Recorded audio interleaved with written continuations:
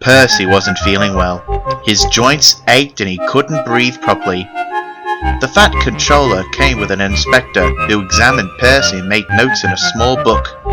When they had finished, the Fat Controller looked serious. "You'll have to go to the works, Percy," he said. "They'll make you better, but it will be a long job." "Who will look after my trucks?" said Percy. "Toby can't do everything on his own." "He certainly can't," agreed the Fat Controller. "I shall borrow another engine." The only engine the other railway could spare was a diesel shunter.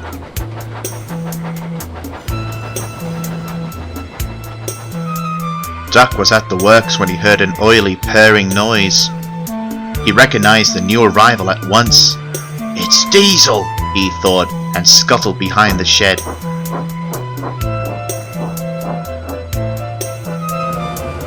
"What's he come back for?"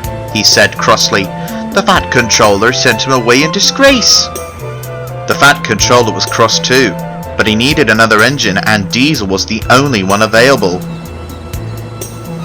When Diesel reached the junction, Thomas was waiting with Annie and Clarabelle. "Hello," said Thomas suspiciously. "You've come to help Toby, I suppose?" "Well, no tricks, mind." Diesel looked pained. "Tricks? What, me?" he asked smoothly. "I'm just delighted to be of assistance to your really useful engines again." "Good," replied Thomas shortly. "I'll believe that when I see it."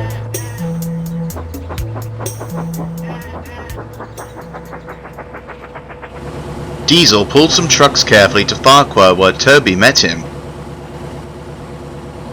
"Oh," he said, "it's you, is it? Well, do your shunting, please, and take these stone trucks to the harbour."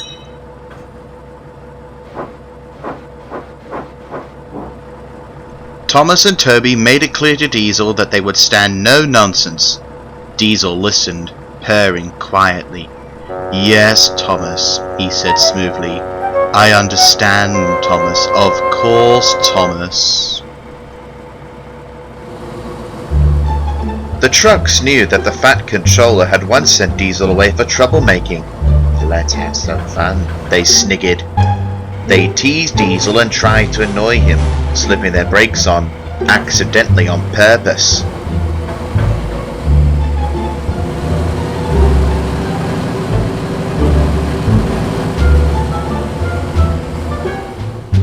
One morning, they went too far. "Here's evil Diesel," they whispered as he came into the yard. "Oily creature." "Yes, Thomas," they mimicked. "Of course, Thomas.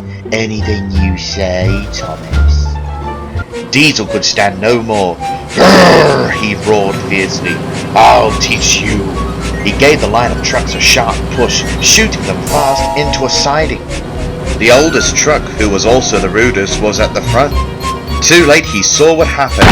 "Oh!" he screeched. "Help!" With a loud crash he hit the buffers. For a moment the oldest and rudest truck was squeezed between the buffers and the other trucks. Then both he and the buffers collapsed, and the broken pieces were pushed into the road. "Grrr!" growled Diesel fiercely as he cleared up the mess. "Come on, you! Any more nonsense and I'll squash you all flat, just like your friend."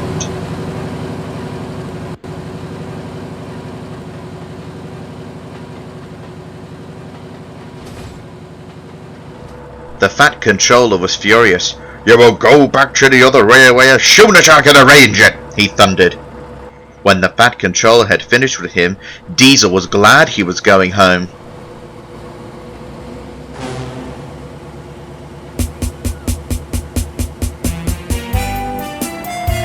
A day or two later, Daisy was running downhill when she felt something warm and wet splashing her wheels.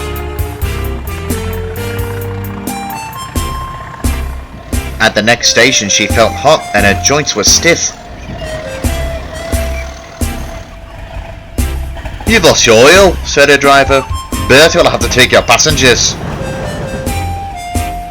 Then Thomas arrived with Annie and Clarabelle, full of people on their way home from market. Thomas started confidently up the hill. But his wheels began to slip on Daisy's oil, and he slithered to a stop.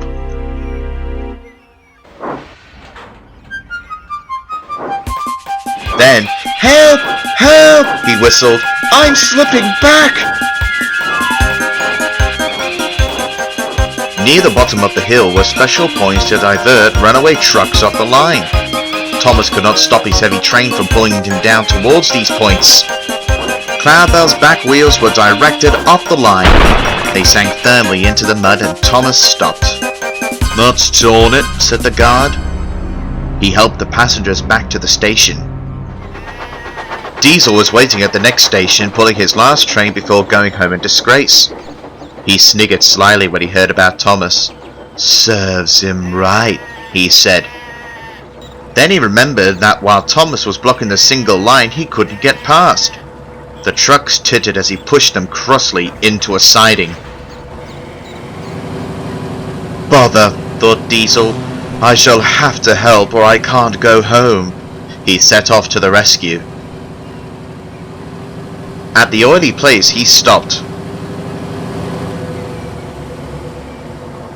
before creeping carefully forward until he could be coupled to Thomas.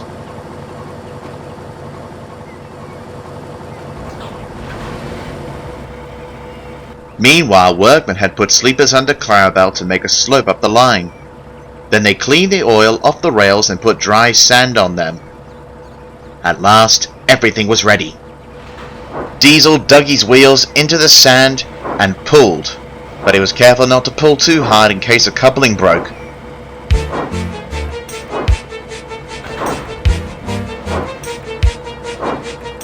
With sanded rails, Thomas could help too. The engines moved forward a little way and stopped.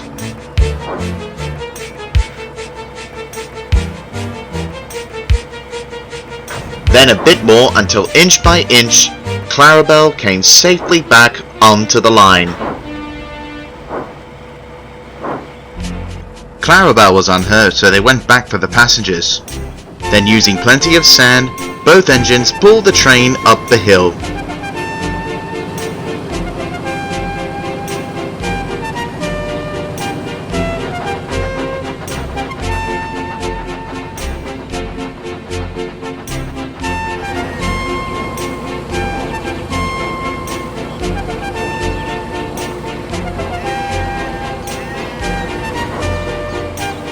"Thank you, Diesel," said Clarabelle. "You were splendid." Diesel began to feel sorry for that he was going home. Clarabelle asked the Fat Controller to forgive him, and now everyone hopes Diesel will come again.